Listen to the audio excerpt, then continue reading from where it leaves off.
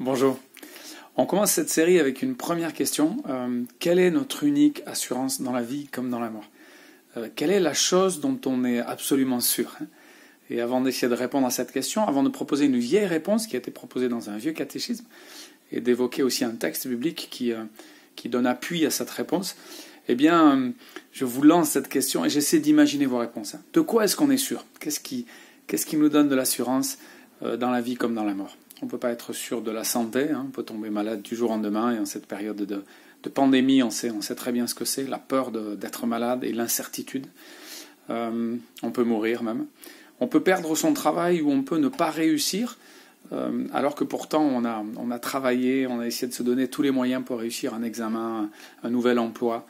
On n'est même pas sûr, souvent, de l'amour de ses proches, de son époux, de son épouse. On aimerait être sûr à 100%.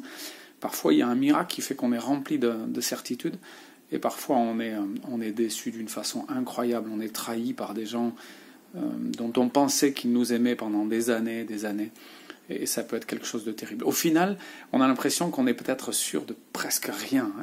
Et je crois que dans certaines langues, le mot certitude et le mot mort ont la même racine, la même origine, parce que peut-être qu'il y a une seule chose dont on est sûr, c'est qu'on va mourir.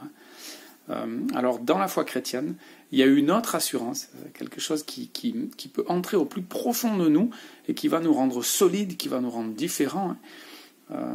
C'est l'assurance d'appartenir à Dieu corps et âme. La réponse donc de ce vieux catéchisme que je citais tout à l'heure, c'est notre unique assurance est d'appartenir corps et âme dans la vie comme dans la mort, non pas à nous-mêmes, mais à Dieu et à notre Sauveur Jésus-Christ.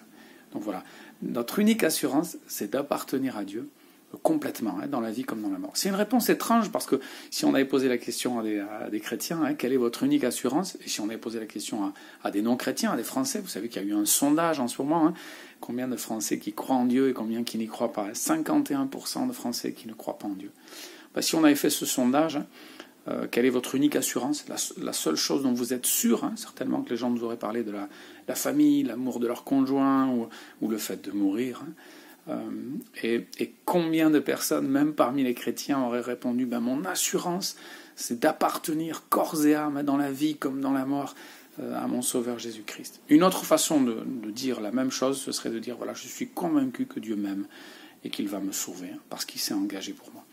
Et vous savez que dans la vie, il y a quelque chose après quoi on court, c'est la certitude d'être aimé. Il y a plein de gens aujourd'hui qui font des bêtises, qui vivent un peu n'importe comment, parce qu'ils ont envie d'attirer l'attention, parce qu'ils ont envie de provoquer les autres pour savoir s'ils les aiment vraiment.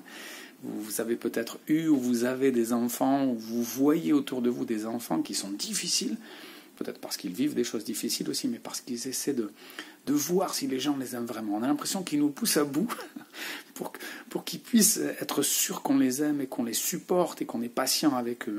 Et il y a des adultes qui se comportent de la même façon, qui d'une façon presque maladive, sont durs, sont méchants, sont difficiles, et ils vont voir, ils vont tester notre amour et notre capacité à aimer. Ils ont besoin d'être rassurés. Et au fond de nous-mêmes, on a tous besoin d'être rassurés sur cette question-là. Est-ce qu'on peut être sûr de quelque chose? Alors, le verset qui donne appui à cette assurance, à cette réponse au vieux catéchisme, c'est un verset que Paul écrit aux chrétiens de Rome, dans le chapitre 14, versets 7 et 8. « Nul de nous ne vit pour lui-même, et nul ne meurt pour lui-même, car si nous vivons pour le Seigneur, et si nous mourrons pour le Seigneur, soit que nous vivons, soit que nous mourons, nous sommes au Seigneur. » C'est une parole étonnante, ça nous dit que en fait, il faut se souvenir qu'on ne s'appartient pas. Et comme Dieu nous a rachetés, c'est l'histoire que raconte la Bible, on méritait la mort, on était un peu comme des esclaves qui appartiennent à un mauvais maître, et puis un bon maître qui rachète les esclaves, qui dit moi je donne le prix, je rachète cet esclave pour le libérer.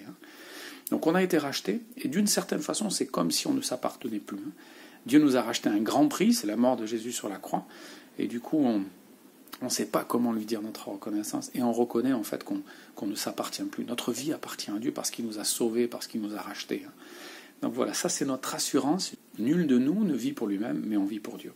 Et ça c'est un passage donc, dans l'Épître aux Romains, et quand je suis allé voir ce chapitre-là, j'ai été surpris de voir que ce passage, ce verset qui nous montre notre assurance, eh bien il est donné dans un contexte très particulier.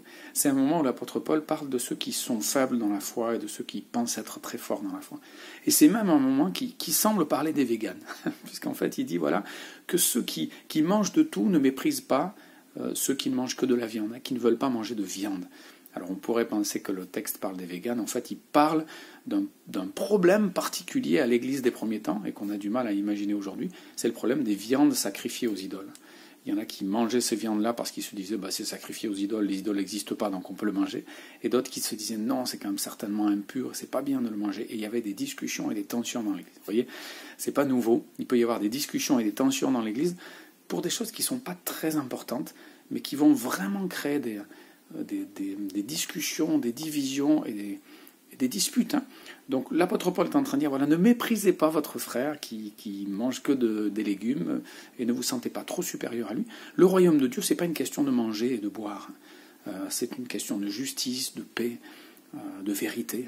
Donc voilà, l'apôtre Paul est en train de ramener les chrétiens à l'essentiel et il leur dit, nul ne vit pour lui-même, mais nous vivons pour le Seigneur. Donc si on vit pour le Seigneur, on pense à ceux qui ont des avis différents de nous, et on va essayer de se rapprocher d'eux. Et puis peut-être même, c'est ce que l'apôtre Paul propose, eh bien on ne va pas manger de viande sacrifiée aux idoles, alors qu'on sait que c'est pas grave, et on sait que les idoles n'existent pas. Mais on va faire cet effort, parce qu'on pense d'abord aux autres, parce qu'on pense d'abord à Dieu, à rendre gloire à Dieu.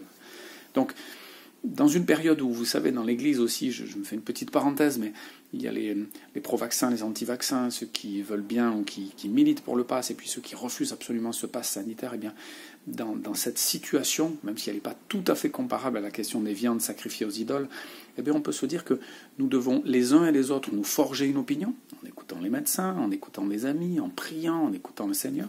Et puis, une fois qu'on a cette opinion, une fois qu'on a pris notre décision, on l'assume, et on n'essaie pas absolument de convaincre les autres de faire comme nous, et surtout on ne méprise pas ceux qui pensent différemment de nous.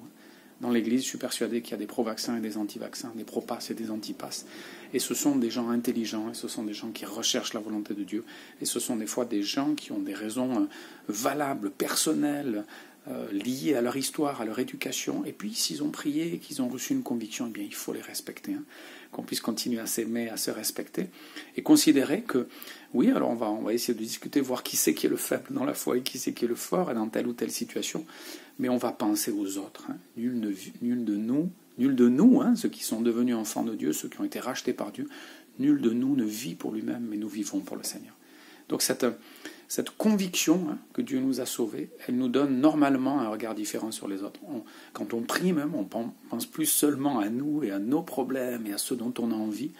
On pense à plaire à Dieu et on pense aux autres. On pense à ceux qui sont peut-être troublés pour ces questions de vaccins, ces questions de passe sanitaire, et on va se rapprocher d'eux, et on ne va pas les mépriser, et on ne va pas les traiter d'idiots, on ne va pas les traiter d'imbéciles qui n'ont rien compris, ou de gens qui manquent de foi. On va peut-être même faire des choses acceptées dans leur sens, pour pas qu'ils soient scandalisés. L'apôtre Paul et Jésus l'avaient déjà dit, va inviter les chrétiens à ne pas scandaliser leurs frères et leurs sœurs, à ne pas être un objet de chute parce qu'on se croit très fort. Donc, ce n'est pas un message sur le vaccin, ce n'est pas un message sur le pass sanitaire, mais au passage, que nous puissions faire attention, que nous puissions être remplis d'amour. Si nous avons compris que Dieu nous aimait, si c'est notre assurance, non seulement il nous aime, mais nous lui appartenons, il nous a rachetés à grand prix, eh bien on va avoir une attitude et un regard sur les autres qui sera très différent et qui sera, je l'espère, rempli d'amour. Que Dieu nous accompagne sur ce chemin, qu'il puisse nous donner cette assurance qui fait du bien, qui transforme la vie, qui nous rend plein de tranquillité, de patience aussi quand on vit avec les autres, et qui nous rend capables de supporter ceux qui sont difficiles parce qu'ils ont besoin d'être rassurés sur l'amour que Dieu leur porte. Et pour qu'ils soient sûrs de cet amour, il faut qu'ils nous voient aussi les aimer vraiment. Voilà, que Dieu nous encourage. La première question de ce vieux catéchisme, c'était « Quelle est notre unique assurance dans la vie comme dans la mort ?» Eh bien, Dieu nous répond à travers sa parole « Votre unique assurance, c'est de m'appartenir, corps et âme, dans la vie comme dans la mort. De m'appartenir, pas de vous appartenir à vous, mais d'appartenir à Dieu et à notre Sauveur Jésus-Christ. » Voilà. Et cette appartenance, il n'y a rien de mieux. C'est aussi la certitude que Dieu nous aime et qu'il nous a sauvés. Et c'est ce qu'on vous souhaite à chacun d'entre vous. Voilà, c'est bien de se replonger des fois dans des vieux textes, dans des vieux catéchismes, et surtout de se plonger dans les textes bibliques et de voir dans quel contexte ils ont été écrits. Ce texte ne parle évidemment pas des véganes, il ne parle pas du vaccin, mais il peut nous donner de la sagesse face à ce mouvement vegan, face à la question des vaccins et du pass sanitaire.